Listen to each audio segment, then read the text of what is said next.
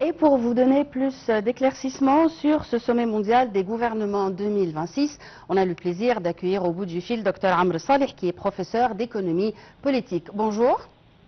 Oui, bonjour Yara, le plaisir est toujours le mien. Alors, en quoi cette édition 2026 se distingue-t-elle des précédentes?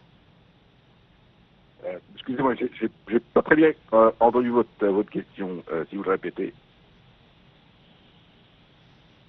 Allô? Allô? Oui? Oui, est-ce que vous pouvez répéter votre question, s'il vous plaît? Oui, bien sûr. En quoi cette édition 2026 se distingue-t-il des précédentes? Oui, tout à fait, tout à fait. Vous savez que cette édition, avec plus de 6 000 dirigeants, dont des chefs d'État, des ministres, des gens, des personnalités qui ont pris le prix Nobel, des chefs d'entreprise qui se réunissent à Dubaï pour discuter de l'innovation, du développement durable et du rôle des technologies dans les politiques des gouvernements. Mais vous savez que ce sommet a toujours été mondial, ce sommet mondial a été toujours une rencontre des dirigeants, et je le représente comme le Ouest, comme le Davos.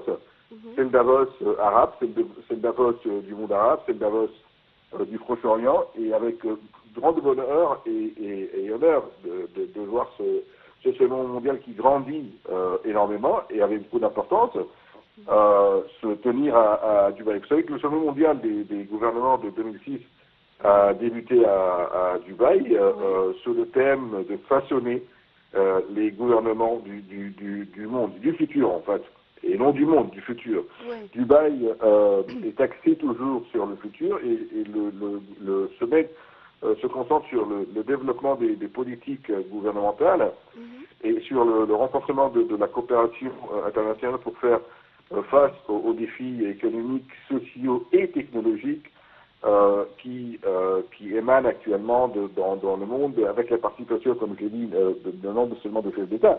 Oui. Mais, et c'est un petit Davos en fait, moi j'ai eu la chance et le plaisir d'assister à plusieurs sessions de Davos. C'est exactement un Davos au Proche-Orient pour voir les dirigeants des chefs d'État, mais aussi des philosophes et des personnalités importantes et éminentes dans le monde, dans tous les domaines, que ce soit technologique, mais aussi religieux et culturel, débattre de l'avenir du travail du gouvernement et des défis que les gouvernements font face, auxquels font face. Et donc je crois que actuellement, pour revenir à votre question, je crois actuellement, pour revenir à votre question, ce qui fait que ce sommet est un peu spécial, c'est qu'elle se tient non seulement, c'est vrai que le titre et l'objectif étaient toujours le même, discuter de ce que les gouvernements peuvent fournir aux investisseurs en investissement pour le développement durable et pour le bien-être aussi des populations.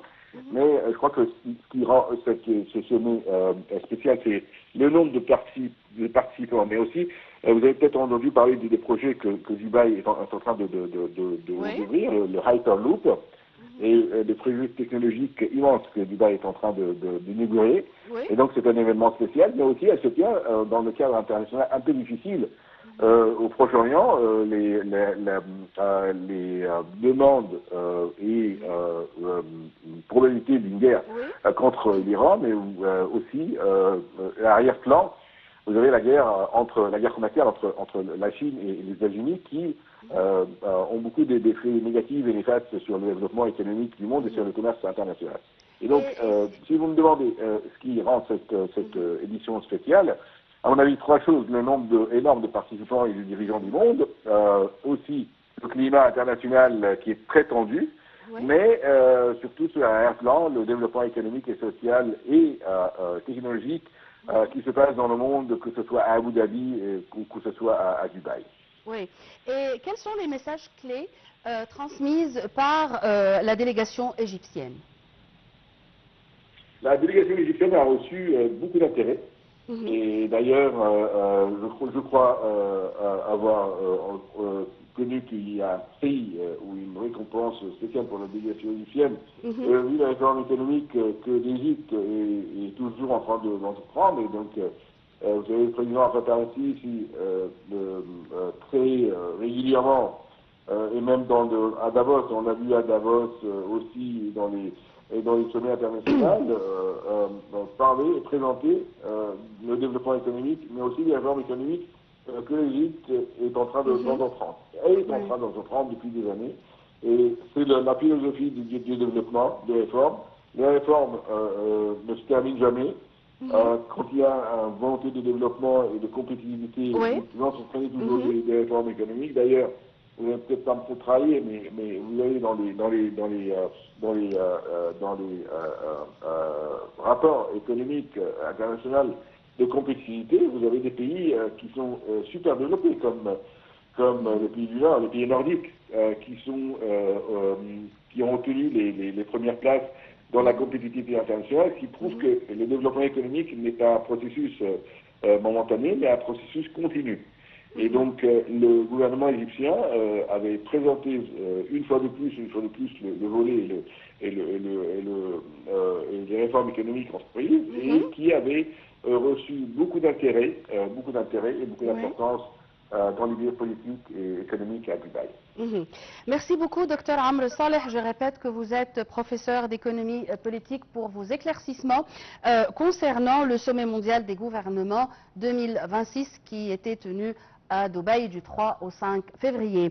Et on passe, mesdames et messieurs, au tourisme.